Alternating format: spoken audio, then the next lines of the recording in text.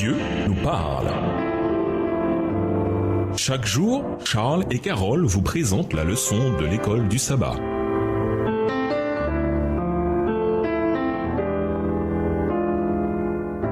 Bienvenue dans votre émission Dieu nous parle. Nous voilà à la leçon 3 qui va du 9 au 15 avril, le sermon sur la montagne. Étude de la semaine, Matthieu les chapitres 5 à 7, Romains 7 verset 7, Genèse 15 verset 6, Michée 6 verset 6 à 8, Luc 6 verset 36, Matthieu 13 verset 44 à 52 et Romains 8 les versets 5 à 10. Verset à mémoriser. Lorsque Jésus eut achevé ses discours, les foules étaient ébahies de son enseignement, car il les instruisait comme quelqu'un qui a de l'autorité et non pas comme leurs scribes. Matthieu 7, les versets 28 et 29. Dans le livre de l'Exode, Dieu conduit les enfants d'Israël hors d'Égypte, les baptise dans la mer Rouge, leur fait traverser le désert pendant 40 ans, fait des signes et des miracles et les rencontre personnellement sur le sommet d'une montagne où il leur donne sa loi. Dans le livre de Matthieu, Jésus sort d'Égypte, se fait baptiser dans le Jourdain, va dans le désert pendant 40 jours, fait des signes et des miracles et rencontre personnellement Israël sur une montagne où il développe cette même loi. Jésus a traversé l'histoire d'Israël. Il est devenu Israël et en lui, toutes les promesses de l'Alliance se sont accomplies. Le sermon sur la montagne est le sermon le plus puissant jamais prêché. Ces paroles transformatrices ont profondément influencé non seulement ceux qui les ont entendus ce jour-là, mais tous ceux qui les ont entendus depuis des siècles et encore aujourd'hui. Et pourtant, nous ne devons pas nous contenter d'écouter ce sermon. Nous devons aussi le mettre en pratique. Cette semaine, en plus d'étudier les paroles que Jésus a prononcées lors du sermon sur la montagne, Matthieu 5 à 7, nous étudierons celle de Matthieu 13 sur le fait de mettre en pratique les paroles de Jésus dans nos vies. Et nous vous laissons avec le verset 3 du chapitre 5 de Matthieu. Alors, Jésus s'avance vers la foule et prononce ces paroles.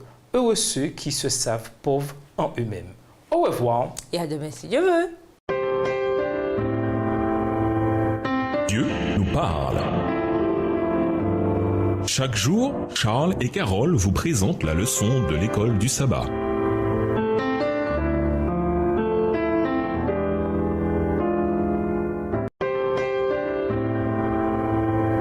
Dieu nous parle. Chaque jour, Charles et Carole vous présentent la leçon de l'école du sabbat.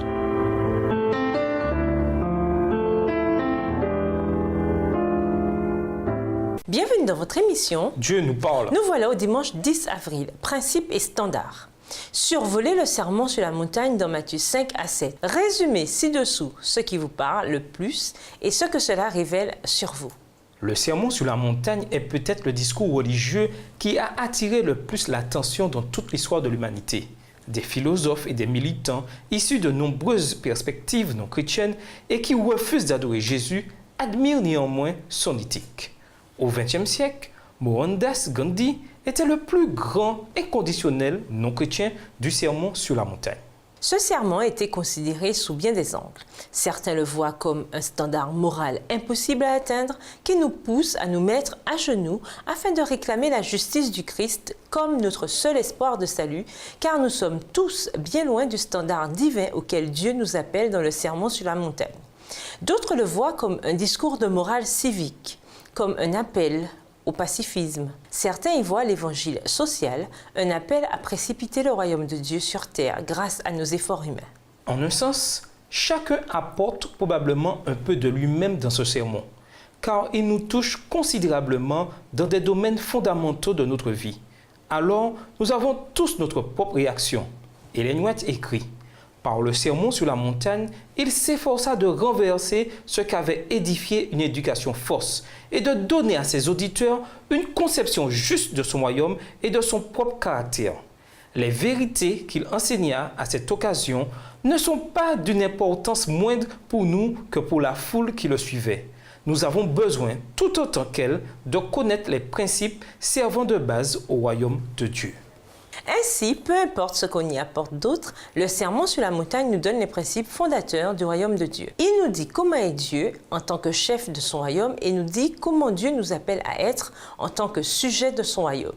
C'est un appel radical à passer des standards et des principes des royaumes éphémères de ce monde aux standards et aux principes du seul royaume qui existera éternellement, voir Daniel 7, le verset 27.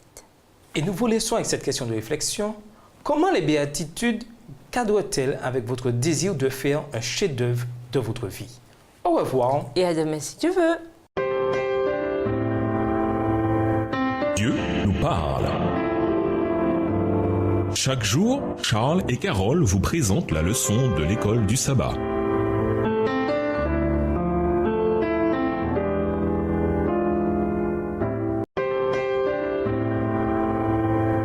Dieu nous parle.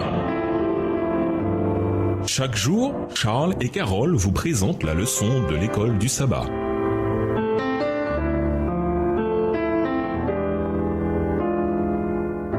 Bienvenue dans votre émission. Dieu nous parle. Nous voilà lundi 11 avril, le sermon ou la loi. Certains chrétiens voient le sermon sur la montagne comme une nouvelle loi du Christ, celle qui remplacerait la loi de Dieu. Ils prétendent qu'un système légaliste a désormais été remplacé par un système de grâce, ou bien que la loi de Jésus diffère de la loi de Dieu lui-même. Ces idées sur le sermon sur la montagne sont fausses. Que nous indiquent les textes suivants sur la loi et indirectement sur l'idée que la loi, c'est-à-dire les 10 commandements, aurait été remplacée par le sermon sur la montagne. Matthieu 5, les versets 17 à 19, 21, 22, 27 et 28, voire également Jacques 2, les versets 10 et 11 et Romains 7, le verset 7. Matthieu 5, les versets 17 à 19, 21, 22, 27 et 28.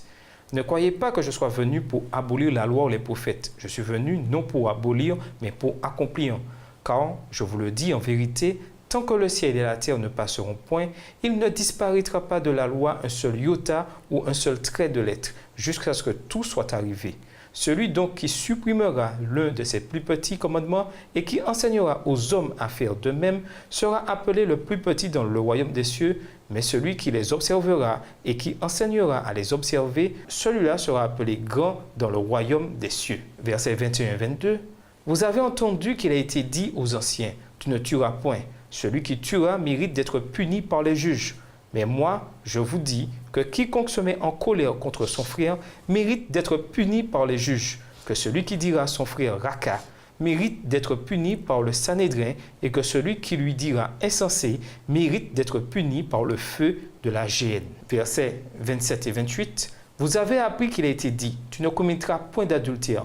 Mais moi, je vous dis que quiconque regarde une femme pour la convoiter a déjà commis un adultère avec elle dans son cœur. Jacques 2, les versets 10 et 11, car quiconque observe toute la loi mais pêche contre un seul commandement devient coupable de tous. En effet, celui qui a dit tu ne commettras point d'adultère a dit aussi tu ne tueras point. Or, si tu ne commets point d'adultère mais que tu commets un meurtre, tu deviens transgresseur de la loi. Romains 7, verset 7. Que dirons-nous donc? La loi est-elle péché? Loin de là. Mais je n'ai connu le péché que par la loi. Car je n'aurais pas connu la convoitise si la loi n'eût dit « tu ne convoiteras point ». Craig S. Skinner a écrit « La plupart des Juifs comprenaient les commandements dans le contexte de la grâce. Étant donné ces exigences pour davantage de grâce en pratique, Jésus voyait sans aucun doute les exigences du royaume à la lumière de la grâce. Comparez Matthieu 6, le verset 12, Luc 11, le verset 4, Marc 11, le verset 25, Matthieu 6, les versets 14 et 15 et Marc 10, le verset 15. Dans les récits des évangiles, Jésus s'ouvre à ceux qui s'humilient, reconnaissant le droit de Dieu à régner, même si, en pratique, ils ne peuvent atteindre l'objectif de la perfection morale. Matthieu 5, le verset 48. Mais la grâce du royaume que Jésus a proclamée n'était pas la grâce sans œuvre de la majorité du christianisme occidental. Dans les évangiles, le message du royaume transforme ceux qui l'accueillent humblement et il écrase les arrogants, ceux qui sont satisfaits religieusement et socialement. Lisons Genèse 15, verset 6. En quoi ce texte nous aide-t-il à comprendre que le salut a toujours été un salut par la foi? Genèse 15, verset 6. Abraham eut confiance en l'Éternel qui le lui imputa à justice. La foi de Jésus-Christ n'était pas une foi nouvelle. Il s'agissait de la même foi depuis la chute. Le sermon sur la montagne ne prône pas le salut par grâce en remplacement du salut par les œuvres. Il n'y a jamais rien eu d'autre que le salut par grâce. Les enfants d'Israël étaient sauvés par grâce à la mer Rouge avant qu'on leur demande d'obéir au mont Sinaï. Voir Exode 20, verset 2. Et nous vous laissons à cette question de réflexion. Comment partager l'amour qui se dégage de la loi de Dieu sans tomber dans le légalisme ou la tyrannie? Au revoir. Et à demain si Dieu veut. Dieu nous parle. Chaque jour, Charles et Carole vous présentent la leçon de l'école du sabbat.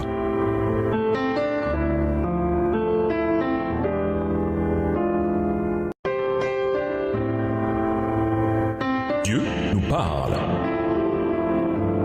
Chaque jour, Charles et Carole vous présentent la leçon de l'école du sabbat.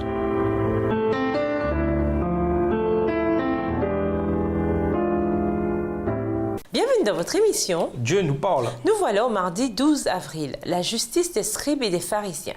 Lisons Matthieu 5, le verset 20. Que veut dire Jésus quand il dit que si notre justice ne dépasse pas celle des spécialistes de la loi et des pharisiens, dans la version Louis II 21, nous n'entrerons pas dans le royaume des cieux. Matthieu 5, verset 20. Car je vous le dis, si votre justice ne surpasse pas celle des scribes et des pharisiens, vous n'entrerez point dans le royaume des cieux. Le salut a toujours été un salut par la foi. Et le judaïsme, tel qu'il aurait dû se pratiquer, a toujours été un système de grâce, mais le légalisme a fait son chemin petit à petit, comme il le fait dans n'importe quelle religion qui prend l'obéissance au sérieux, comme l'adventisme du 7e jour. Au temps du Christ, de nombreux chefs religieux, mais pas tous, étaient tombés dans une sorte de dure et froide orthodoxie, dénuée de repentir, de tendresse et d'amour, qui les a laissés impuissants à préserver le monde de la corruption. De simples formes extérieures, en particulier celles qui sont imaginées par les hommes, n'ont aucune puissance pour changer les vies ou transformer le caractère. La seule foi véritable est celle qui agit par l'amour. Galates 5, verset 6. C'est celle-là seule qui rend les actes extérieurs acceptables aux yeux de Dieu. Lisons Michée 6, les versets 6 à 8. En quoi ce passage est-il le résumé du sermon sur la montagne? Michée 6, versets 6 à 8. Avec quoi me présenterai-je devant l'Éternel pour m'humilier devant le Dieu très haut? Me présenterai-je avec des holocaustes, avec des veaux donnants? L'Éternel agréera-t-il des milliers de béliers, des myriades de torrents d'huile? Donnerai-je pour mes transgressions mon premier-né, pour le péché de mon âme, le fruit de mes entrailles? On t'a fait connaître, ô homme, ce qui est bien. Et ce que l'Éternel demande de toi, c'est que tu pratiques la justice, que tu aimes la miséricorde et que tu marches humblement avec ton Dieu. Même à l'époque de l'Ancien Testament, les sacrifices n'étaient pas une fin en soi, mais un moyen en vue d'une fin. Et cette fin était une vie par laquelle les disciples de Dieu reflètent l'amour et le caractère de Dieu. Objectif que l'on ne peut atteindre qu'en s'abandonnant totalement à Dieu et en comprenant notre dépendance totale envers sa grâce salvatrice.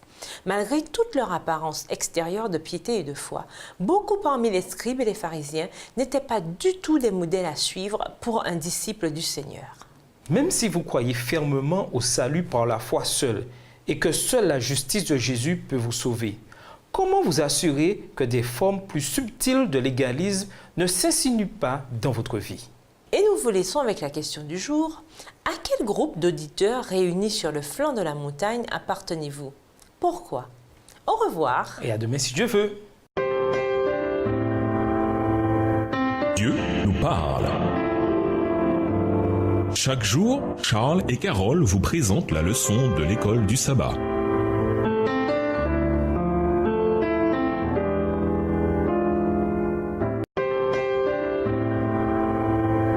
Dieu nous parle.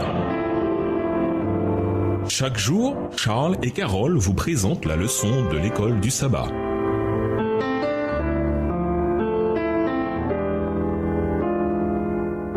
Bienvenue à votre émission. Dieu nous parle. Nous voilà au mercredi 13 avril, les principes du royaume. L'enseignement le plus radical de Jésus est peut-être celui qui se trouve dans Matthieu 5, verset 48. Lisons ce texte. Comment, surtout en tant que pécheurs, sommes-nous censés faire cela? Matthieu 5, le verset 48. Soyez donc parfaits comme votre Père céleste est parfait. De tous les enseignements du sermon sur la montagne, celui-ci doit être l'un des plus étonnants, le plus extrême. Être aussi parfait que votre Père céleste? Qu'est-ce que cela signifie? Un élément essentiel pour comprendre ce texte se trouve au tout début du verset. Soyez donc. Ce donc implique une conclusion, une déduction par rapport à ce qui précède. De quoi s'agit-il? Lisons Matthieu 5, les versets 43 à 47. En quoi ces versets qui trouvent leur conclusion dans Matthieu 5, verset 48, nous aident-ils à mieux comprendre ce que Jésus veut dire dans Matthieu 5, verset 48? Voir également Luc 6, verset 36. Matthieu 5, les versets 43 à 47. Vous avez appris qu'il a été dit, tu aimeras ton prochain et tu haïras ton ennemi. Mais moi, je vous dis, aimez vos ennemis, bénissez ceux qui vous maudissent, faites du bien à ceux qui vous haïssent et priez pour ceux qui vous maltraitent et qui vous persécutent, afin que vous soyez fils de votre Père qui est dans les cieux, car il fait lever son soleil sur les méchants et sur les bons, et il fait pleuvoir sur les justes et sur les injustes. Si vous aimez ceux qui vous aiment, quelle récompense méritez-vous? Les publicains aussi n'agissent-ils pas de même? Et si vous saluez seulement vos frères, que faites-vous d'extraordinaire? Les païens aussi n'agissent-ils pas de même? Luc 6, verset 36. Soyez donc miséricordieux comme votre Père est miséricordieux. Ce n'est pas la première fois qu'une idée pareille apparaît dans la Bible. Bien longtemps avant, dans le livre du Lévitique, 19, verset 2, le Seigneur dit à son peuple, « Vous serez saints, car moi, le Seigneur, votre Dieu, je suis saint. » Dans Luc 6, verset 36, Jésus déclare, « Soyez donc pleins de compassion, tout comme votre Père aussi est plein de compassion. » Dans la version second 21. Tout le passage de Matthieu 5, les versets 43 à 48, ne parle pas d'une conformité extérieure à des règles et à des standards, même si c'est important. Tout le propos du passage est plutôt d'aimer les gens, pas seulement ceux que n'importe qui pourrait aimer, mais ceux que, selon les standards du monde, nous n'aimons généralement pas. À nouveau, il s'agit des standards du royaume de Dieu, pas de celui des hommes. Ce qu'il est important de ne pas oublier ici, c'est que Dieu ne nous demande pas quelque chose qu'il ne peut pas accomplir en nous. Livrés à nous-mêmes, dominés par notre cœur égoïste et pécheur, qui parmi nous aimerait ses ennemis? Ce n'est pas ainsi que va le monde. Mais ne sommes-nous pas citoyens de notre royaume? Nous avons la promesse que si nous nous abandonnons à Dieu, alors celui qui a commencé en vous une œuvre bonne en poursuivra l'achèvement jusqu'au jour de Jésus-Christ. Philippiens 1, le verset 6. Et quelle plus grande œuvre Dieu pourrait-il faire si ce n'est de nous emmener à notre niveau à aimer comme il nous aime? Jusqu'à quel point votre vie serait-elle différente tout de suite si vous aimiez vos ennemis? Et nous vous laissons avec la question du jour. Qu'est-ce qui vous empêche de développer un caractère semblable à celui du Christ? Au revoir. Et à demain si Dieu veut. Dieu nous parle. Chaque jour, Charles et Carole vous présentent la leçon de l'école du sabbat.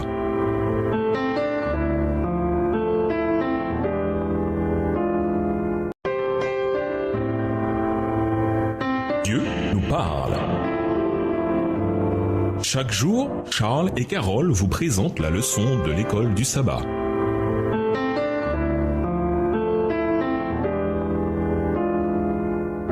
Bienvenue dans votre émission. Dieu nous parle. Nous voilà au jeudi 14 avril, recevoir les paroles du royaume. Jésus n'a pas prêché que sur une montagne. Il a prêché le même message du royaume dans tout Israël. Matthieu 13 montre Jésus qui enseigne depuis un bateau, pendant que toute la foule se tenait sur le rivage. Matthieu 13, verset 2. Jésus a ensuite raconté au peuple des paraboles pour leur faire comprendre l'importance non seulement d'entendre sa parole, mais de la mettre en pratique. Lisons Matthieu 13, versets 44 à 52. Quel est l'enjeu particulièrement important pour nous dans cette parabole? Pour bien comprendre comment appliquer à notre vie les vérités révélées dans le sermon sur la montagne. Matthieu 13, versets 44 à 52. Le royaume des cieux est encore semblable à un trésor caché dans un champ. L'homme qui l'a trouvé le cache, et dans sa joie, il va vendre tout ce qu'il a et achète ce champ. Le royaume des cieux est encore semblable à un marchand qui cherche de belles perles. Il a trouvé une perle de grand prix, et il est allé vendre tout ce qu'il avait et l'a achetée. Le royaume des cieux est encore semblable à un filet jeté dans la mer et ramassant des poissons de toute espèce. Quand il est rempli, les pêcheurs le tirent et après s'être assis sur le rivage, ils mettent dans des vases ce qui est bon et ils jettent ce qui est mauvais. Verset 49. Il en sera de même à la fin du monde. Les anges viendront séparer les méchants d'avec les justes et ils les jetteront dans la fournaise ardente. Il y aura des pleurs et des graissements de dents. Avez-vous compris toutes ces choses? Oui, répondirent-ils. Et il leur dit, c'est pourquoi Tout scribe instruit de ceux qui regardent le royaume des cieux est semblable à un maître de maison qui tire de son trésor des choses nouvelles et des choses anciennes. Deux choses ressortent des deux premières histoires. Dans les deux, il y a l'idée de séparation, de se débarrasser de ce que l'on a afin d'obtenir quelque chose de nouveau, un trésor dans un champ ou une perle. L'autre point crucial, c'est la grande valeur que chaque homme attribue à ce qu'il a trouvé. Dans les deux cas, ils vont vendre tous leurs biens pour l'obtenir. Même si nous ne pouvons pas acheter le salut, Ésaïe 55, les versets 1 et 2, l'idée des paraboles est claire. Rien de ce que nous avons dans ce royaume, dans ce monde, ne vaut la peine de perdre le royaume à venir. Ainsi, pour mettre en pratique dans nos vies ce que Dieu nous demande, nous devons faire un choix qui nous sépare de toutes les choses du monde, de la chair, et à la place, laisser l'Esprit de Dieu nous remplir. Voir Romains 8, versets 5 à 10.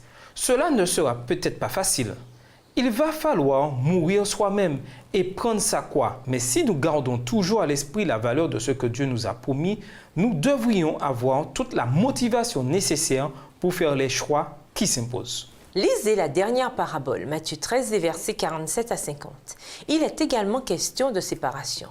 En quoi la séparation qui a lieu dans les deux premières paraboles nous aide-t-elle à comprendre ce qui se produit dans la troisième? Et nous vous laissons avec cette question de réflexion. Selon vous, sommes-nous aussi fidèles aux Écritures que les Béréens expliquaient? Au revoir. Et à demain si Dieu veut. Dieu nous parle. Chaque jour, Charles et Carole vous présentent la leçon de l'école du sabbat.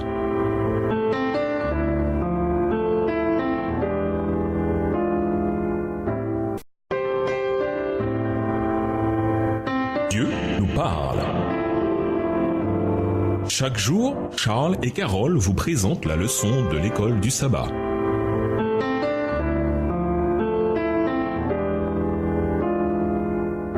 Bienvenue dans votre émission. Dieu nous parle. Nous voilà au vendredi 15 avril. Pour aller plus loin, nous vous invitons à lire dans le livre Jésus-Christ, aux pages 287 à 304, le chapitre Le Sermon sur la montagne, ainsi que le livre Heureux ceux qui, livre écrit par Ellen G. White. Dans les paraboles de Matthieu 13 et versets 44 à 46, l'homme a trouvé quelque chose de grande valeur. Vu le contexte, en particulier après que Jésus ait raconté la troisième parabole, Matthieu 13 et versets 47 à 50, ce qu'ils ont trouvé était la vérité qui mène à la vie éternelle, par opposition à la destruction éternelle, dans la fournaise ardente. C'est un point important, car nous vivons à une époque où l'idée même de vérité est considérée au mieux comme démodée, au pire comme dangereuse.